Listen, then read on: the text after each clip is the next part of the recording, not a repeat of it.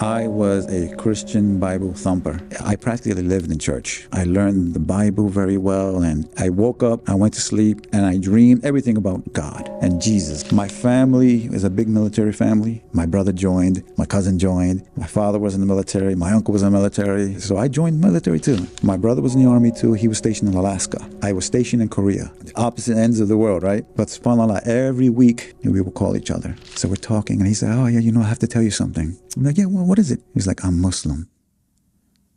I'm in disbelief." And then I just start crying. So we hang up the phone there. So I said, "All right, I know my Bible. I'm going to study this Islam, and I'm going to use it to bring him back." Assalamu alaikum wa rahmatullahi wa barakatuh. Wa alaikum salam wa rahmatullahi wa barakatuh.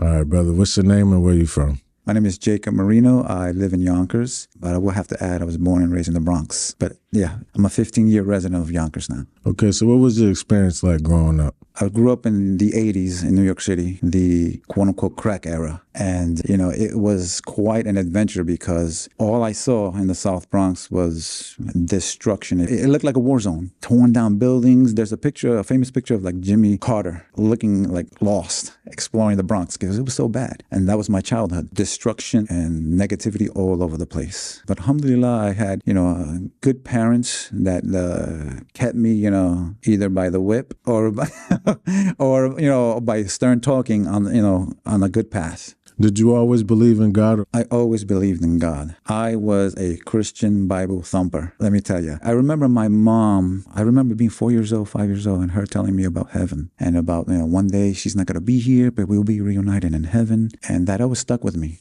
Even as remember, 4 or 5 years old, and I still remember it to this day. And then when I was around 9 or 10, my father really put me into it. Church was everything for us. Every Sunday in church, I practically lived in church. I learned the Bible very well, and I woke up, I went to sleep, and I dreamed everything about God and Jesus. As a Christian, everything was all about my religion. And, so God was always in my mind, in my heart, so much so that, again, growing up in the Bronx, in that era, I was taught not only by my parents, but by my faith, don't lie, don't cheat, don't curse. I stood out from my friends. They used to call me, at 10 years old, "You're an old man," because I didn't want to do mischievous things with them. Just, God is watching me, So I was always, cognizant of God. So how did you hear about Islam and what attracted you to it? New York City, it's a melting pot. So we have everything. So I was aware that there were people called Muslims, and they wear funny hats, and, and they don't eat pork. And they have this prophet named Muhammad. That's all I know. That's the extent. And honestly, I think that's the extent of today of non-Muslims, what they know about Islam. But I was aware of Islam that much in New York City. My brother had a Muslim friend. There were Muslims, in my school, in junior high school and high school. So I was aware of them. So, as a Christian, I used to say, that's just a desert religion. That's my train of thought. That's a desert religion. And so as a young man, I went, I graduated from high school. My family is a big military family. So it was inevitable that I was joining. My brother joined, my cousin joined, my father was in the military, my uncle was in the military, everybody's in the military. So I joined the military too. And so when I was stationed in Korea, and subhanAllah, it's amazing that now that I think about this, my roommate was Muslim and he had the Bible open. And I was like, "You're a Muslim, why do you have the Bible?" And he was like, "Oh, he started talking to me, all contradictions and this and that." And I used to be, I had the veil over my eyes. I'm a Bible thumper, man. I'm like, nah, this guy doesn't know what he's talking about. He's my roommate, we're in the army. My brother was in the army too. He was stationed in Alaska, the opposite ends of the world, right? But subhanAllah, every week we would call each other. We grew up with each other. We had a big family that, because of some circumstances, we were split up, but him and I always were together. And so one day, one conversation, it was a Friday, I remember, because the weekend's coming up and now, I'm going to get a little 2-day pass so I can leave the base. So we're talking and he said, "Oh yeah, I have to tell you something." I'm like, "Yeah, well, what is it?" He's like, "I'm Muslim." And I can still hear it the way he said it. "I'm Muslim." And I'm quiet and I'm like, I'm in disbelief. And then I just start crying and I'm crying. And these are not tears of joy, brother. I am sad. I am thinking, how can he betray us like this? How can he do something like that? I'm in denial. And, he told me, this is, I found Islam and this is what I want to do. So we hang up the phone there, and, I'm questioning everything, how we grew up. Because remember I told you that Bible thumper, something. He was with me, we were hand in hand in all this, in Christianity. And for him to be a Muslim now, it was just so shocking to me. And my roommate's Muslim too. So I said, all right, I'm going to see what this Islam is about. Because I know my Bible. So I'm going to study this Islam, and I'm going to use it to bring him back. That's my plan. So that starts a little bit of a little adventure for me. Tell me when the moment you realized Islam was for you. I have to preface the answer with this because it's an integral part of my journey, and it goes along with my brother. So in the Army, I'm studying Islam to use it against Islam. And in the Army, so I go where they tell me to go. So I got orders to go to Iraq. So I'm like, oh man. So before my deployment to Iraq, I'm doing my studyings. I go online and I start downloading a lot of different things about Islam. There's this one specific thing that I saw. I don't know if you remember Napster and stuff like that you can just download anything. Or LimeWire. There were things that you could just download without paying for it. So I put Islam, and there was this one thing that's in Arabic, and it's connected with Islam. So I download it, and then I play it, and it's Arabic. I don't know what it is, but I just burned it on CD. I'm going to take it with me and during my studies. So here I am. I go to Iraq. And so Iraq, I'm there for a year, 365 days. When I first arrived there, I'm thinking I'm only going to be there for maybe 2 months. After 2 months, they told me, no, we're here a year. My heart went from here to the ground. I told myself, I'm not going to survive. It was hard enough, brother, to make it to those 2 months. Because every day I'm thinking, when I wake up, today is going to be my day. It's my last day on earth. And to feel that stress, and, it was overwhelming. So at the end of the day of whatever I'm doing, any mission I'm at, I come back to base, go back to my little tent. I am so numb because I'm too stressed out. So I get my CD player out, put my headphones on, and I start listening to that Arabic thing that I downloaded. And it's calming me down. All right. It's calming me down. And, and for the moment from when I press play, and it's maybe like a 5-minute thing, I'm lost. I'm not in Iraq. I'm not on in that tent. I'm in total safety, and I'm good. And so it's like a refresher for me. I'm good. And so I do that every day.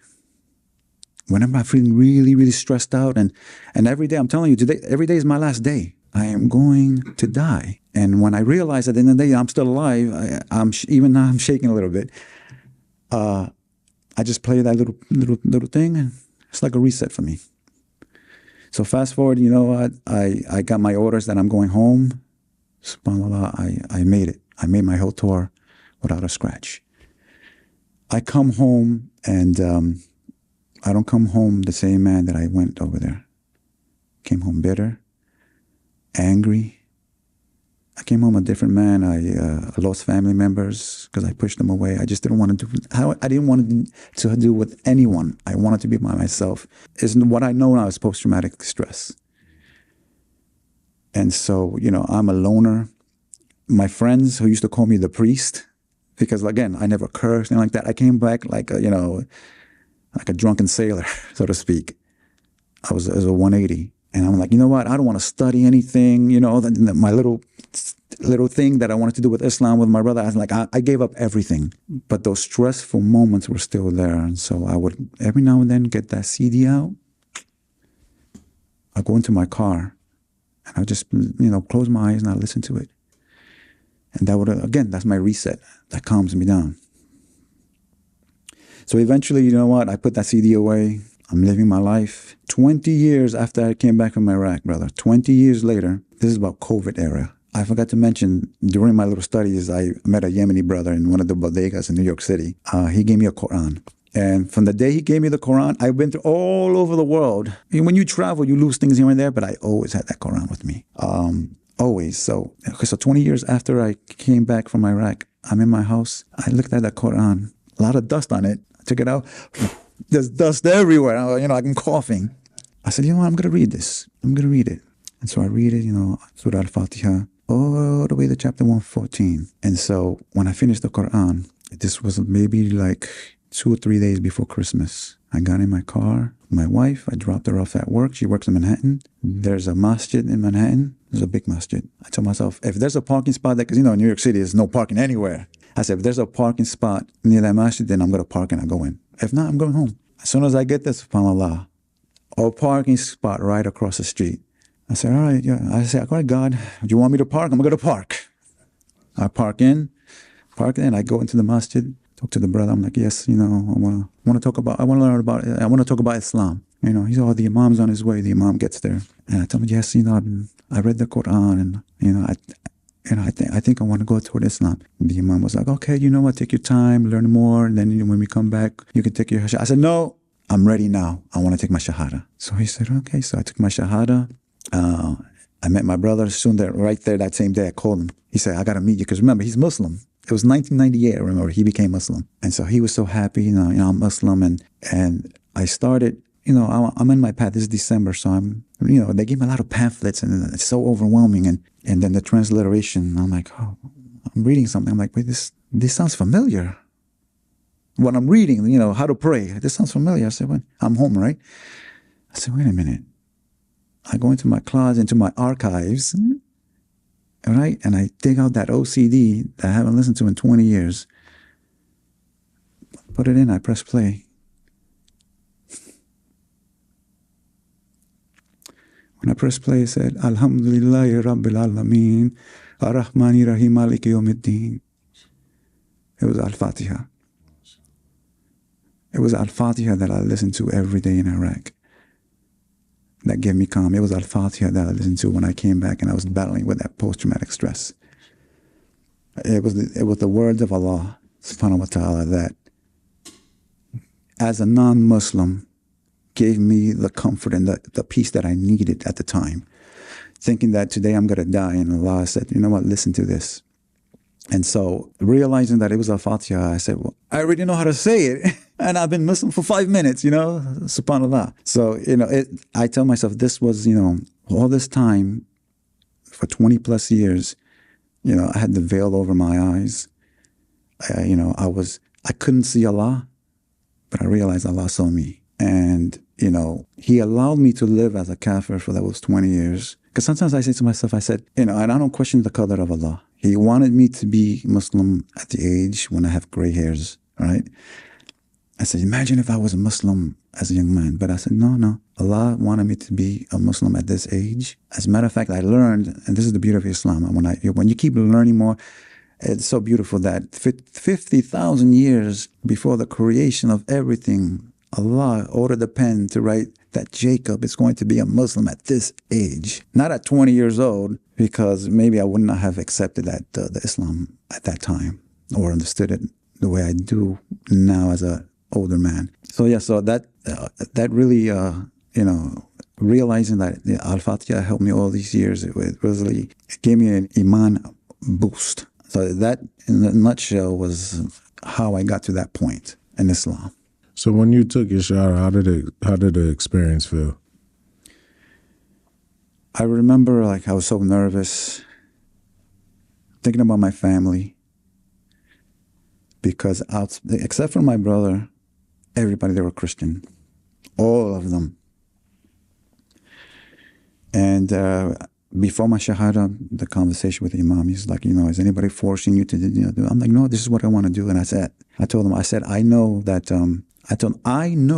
that I'm going to hit brick walls. I know that I'm going to have problems. I know that I'm going to hit a lot of bumps in this road from within my home and outside. But I can't deny the truth anymore. I can't, because, I don't want to walk on this earth blind like I have been, knowing the truth now. And so there was fear, but not fear of Islam. That part I wanted. I definitely wanted that. It was fear of the external things that I knew I was going to have to deal with. Family, friends, which amazingly, being Puerto Rican, I'm a minority in New York City. Now I'm a Muslim. That's a 2 times a minority, right? But as a Puerto Rican, little micro racism, you get to experience in New York City. But again, New York City is so multicultural and melting pot. There's Puerto Ricans everywhere, Dominicans everywhere, Arabs everywhere. So people are used to something, they really ignore it. But as a Muslim, sometimes I wear my kufi. Was the first time I really felt and experienced racism. I had a brother. When I say brother, it was a black brother, African American. I guess he didn't like what I was, how I looked. He was like, "Go back to your own country."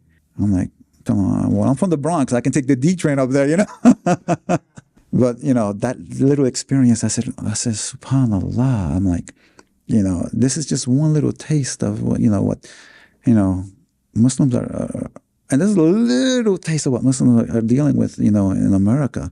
How did your life change after becoming a Muslim? Sounds like an oxymoron. It became easy and hard at the same time. It became easy because now life, there's a framework there already. There are things in life that I don't have to think about because it's there.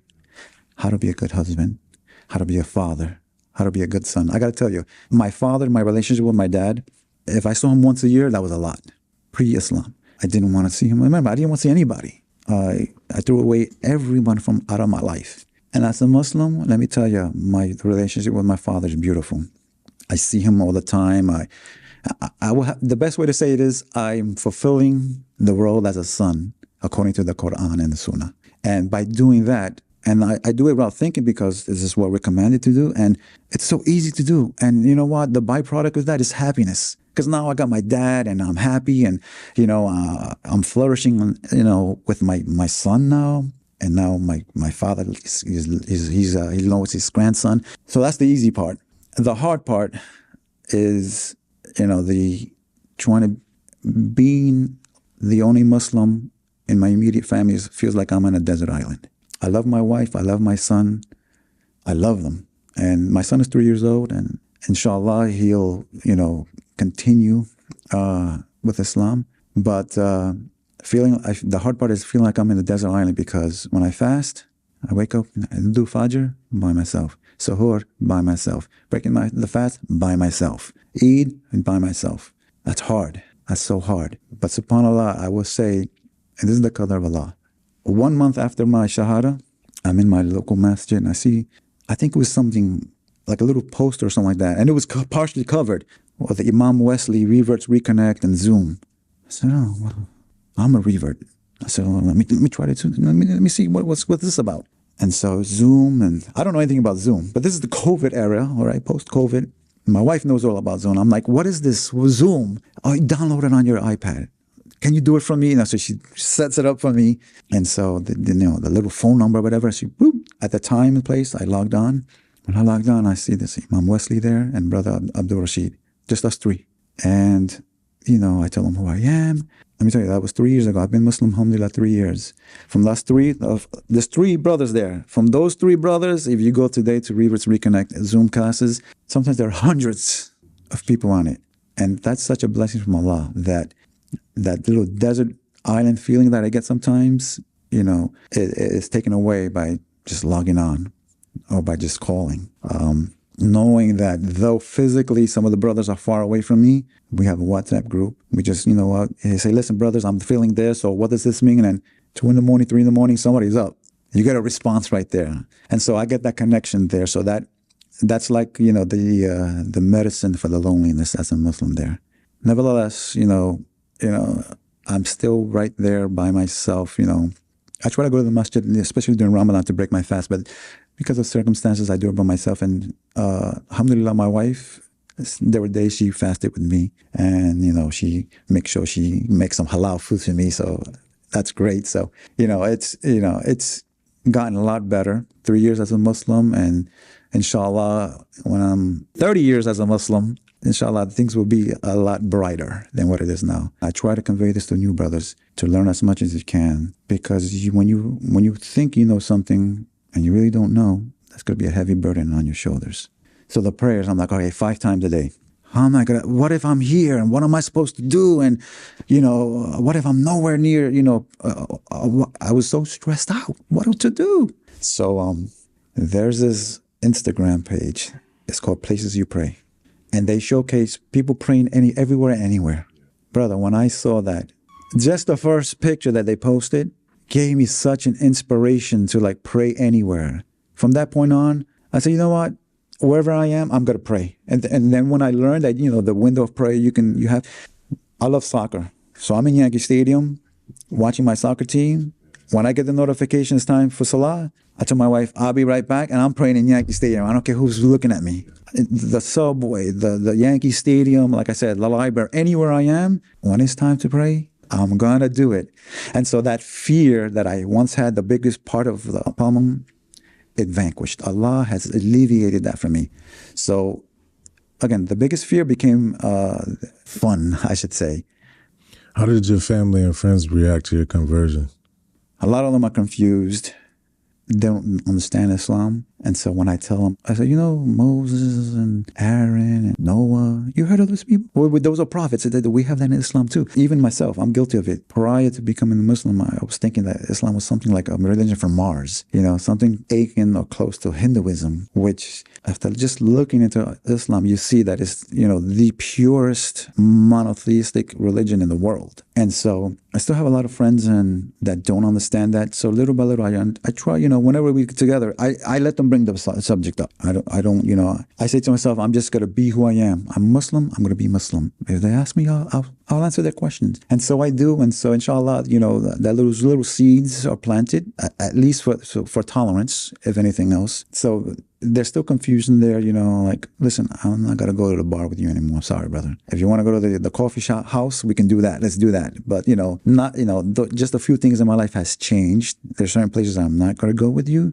but there are great substitutes that we can do. Family members, there's a lot of denial there on their part. A lot of denial. Like, no, it's a phase. It's a phase. So, but then I said, my brother's been Muslim more than 20-something years. And, I've been Muslim 3 years so far. And so, if it's a phase, let it be a phase until, I'm in the grave. Yeah. So that's still a little bit of a minor bumpy road with the friends and family. But inshallah, things will be, we need some construction guys to smooth out that road, What would you say your favorite thing about Islam? The fact that it makes life so easy. I mean, it's so easy. Like, as a Christian, when you steal something, stealing is wrong, obviously. You're going to get punished. It's a sin. Grain of rice, $1 million, it's a sin. Boom, you're getting punished. In Islam, there are minor sins, there are major sins. But I discovered, subhanAllah, that a lot of acts of ibadah, your minor sins are being washed away. You go to do wudu, your sins will be, washed away. Do 2 rak'ah, the sins will be washed away. Smile at somebody, that's charity. Your sins will be wiped away. And so I say this is a win-win situation. There's no way, if you understand that, the path becomes even clearer to me, So as long as you actively understand, try to stay away from these sins. Just because it's easy to cleanse the minor sins doesn't mean, do it. But it just means, follow a bad deed with a good deed. At least I know that, my plan of action, it exists there. So, again, like I said before, the framework of life is there too.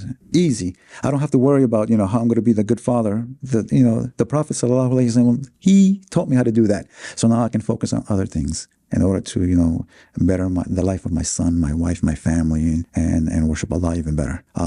That's one of my favorite things about Islam. What's your favorite thing about Allah?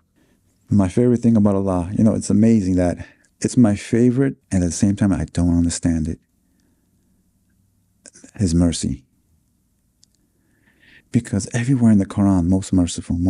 And then the Prophet ﷺ taught us that, there's a woman with her little child, and there's a fire there, and she wants to protect her son from that fire, all right? Allah has more mercy toward us than the mother to her child. And I'm trying to wrap my head around that, because that mercy is so beautiful. I can understand the mercy of a mother. Something more than that is like, the only way I'll understand it is, inshallah, when I'm entering the gates of Jannah. When, inshallah, I'll understand it. But just the journey to try to understand it is, I love that about Allah. His mercy is just like again, the descriptions of the mercy, it is more than the universe.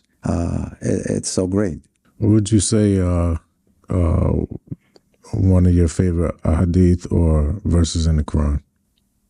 I would say this, that, and I'll paraphrase, you're not a believer until you want for your brother what you want for yourself. When I first learned the wording of that hadith, subhanAllah, I was already experiencing that from the other Muslims. And then it made sense. I'm like, wow, that's why they're doing so much for me, because it's like they're doing it for themselves. And, I love it so much because it really builds brotherhood. It's the cement. That is the cement of our brotherhood, and that's the cement that will keep our ummah together.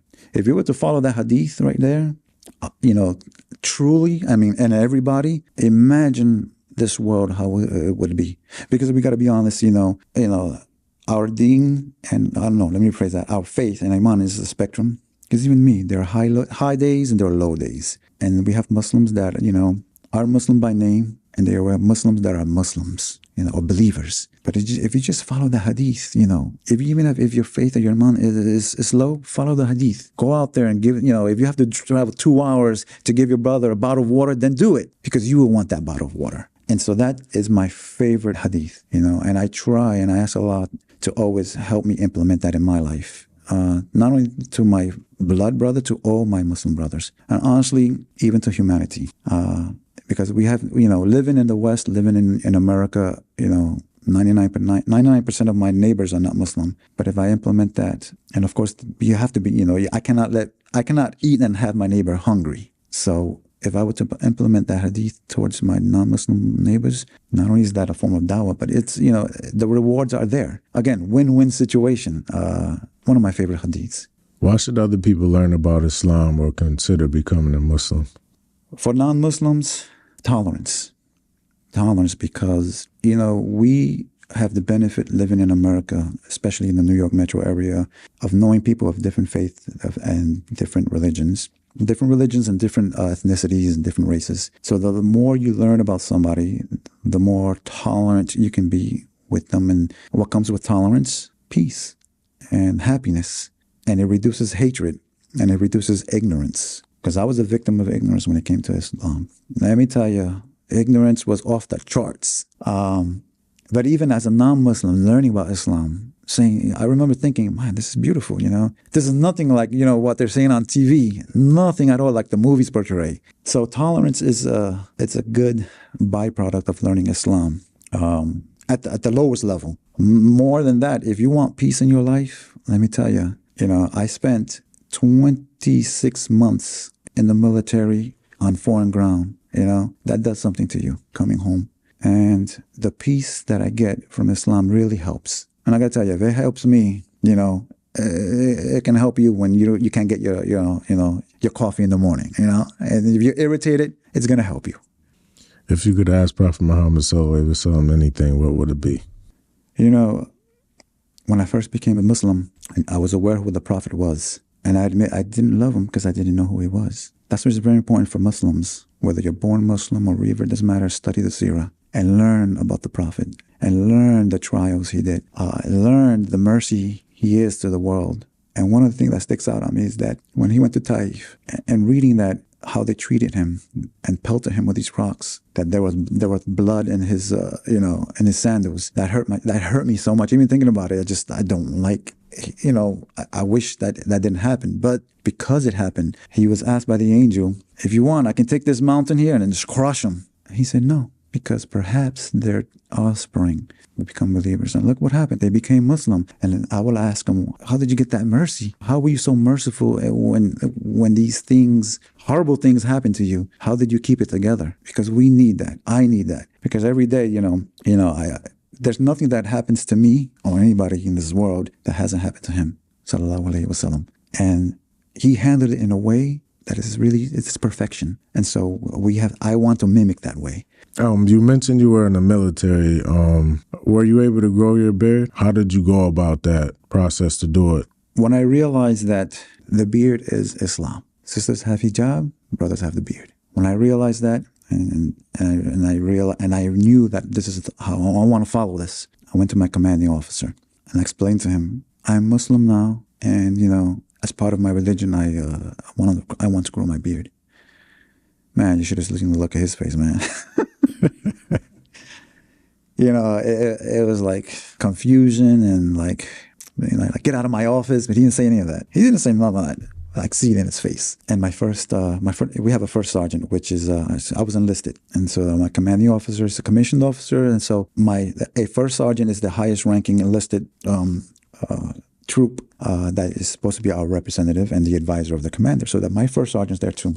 So the first sergeant was like, all right, these are the steps you got to do, in order to, maybe go that way. In my mind, I'm like, these guys are trying to stop me. In my mind, I'm like, I'm going to win this battle one way or another. And so he's giving me a hard time, let me tell you. He barely gave me the steps of how to do it. But you know what? I knew one of the ways to go is go to the chaplain's office. All right. Every branch, no matter what branch you're in, they have a chaplain's office. And the chaplain, for those that don't know, is whether it's a priest and an imam too. They have imams and a rabbi, and they're a member of the military, but that's their role. And they're legit, member of their faith. And they have, and in the chaplain's office, they have, workers who work with them of various ranks. Set up an appointment with the chaplain, and they explain to him, this is what I need to do. And I asked him, what do I need to do in order to get, I want to grow my beard. And he was aware about Islam a little bit, but he referred me to his assistant.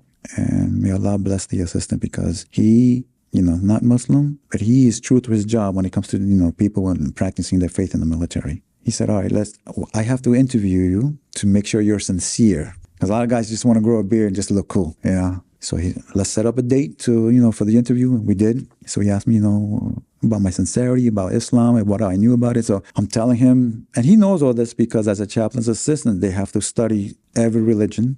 So that way they can help or assist those members of the service that are of those religions. So he knew that, first of all, I was telling him everything that is right. And in his opinion, I was sincere, which I was. So he said, okay, this is what we need to do. There's a packet we have to fill out. There's a request forms and all such things. I'm going to help you with that. So the chaplain's office is essential because you're not going to do it by yourself. The chaplain's office has to endorse everything and then send it to the commander, my commander. And then from there, believe it or not, it has to be sent down to the headquarters in Washington, D.C. This dude my commander didn't want to sign anything. He was giving me he was trying to do the red tape thing, delaying this, delaying that. And so I told the chaplain's assistant, I said, this guy's playing games with me. What can we do? SubhanAllah, in my situation, the chaplain's assistants that I knew, he knew people, very well connected. That's why networking is really good. He made a few phone calls, and they called. One way or another, my commander said, and I'm paraphrasing. And they say, brother, see that piece of paper that's on your desk? Put your rubber stamp on it. This is a courtesy. We don't need you. Hurry up and do it because we don't want more attention from us. So it was, he signed it. And there are stipulations in it. He signed it and it was endorsed. And then it has to go through different ranks to the base commander, which is a colonel and where I was. And so he endorsed it. And so, alhamdulillah, I'm like, good, I can grow my beard. So I'm walking around in uniform with a beard and people looking at me like, who the hell is this guy? Like weird because you don't see that. You don't see that. But again, it's a form of dawah too. Because they will ask me, you're Muslim now? What is that? And I would tell them, this is what Islam is. And so there were a few brothers that actually, and I can see sincerely, want to know more about Islam. So I told them what I could. But alhamdulillah, yeah, you know what? I couldn't grow more than 2 inches, but the beard was there. But then then they changed the rule that you can grow as long as you want to, but then you have to roll it up to appear to 2 inches. I said, oh man, they opened a door for me, man. But it got to the point where, I was nearing my 20th year in the military. And I said to myself, I got my little son. I want to focus more learning the deen because this is taking too much time away from that. So I told my chain of command, I want to retire, I don't want to be that weird guy in uniform with a beard anymore, And so I put in my retirement papers and I honorably retired from the military with a beard, walking around in uniform. So I say to like a lot of brothers who are in the military who want to grow their beard, go to the chaplain's office. It's a smooth process, especially in this day and age. Go to the chaplain's office and you have to be sincere. They want to make sure that you are sincere, not, you just want to be the cool guy with the beard and thinking you're special forces, But yeah, easy process. It was some bumpy roads for me because of my specific commander. But they're genuine. If you have a genuine, sincere commander that wants to care for his troops, he wouldn't give you any problems. And if he's not sincere, so what? The chaplain's going to help you. So that's the key right there, the chaplain. Okay, think of this scenario. It's the day of judgment.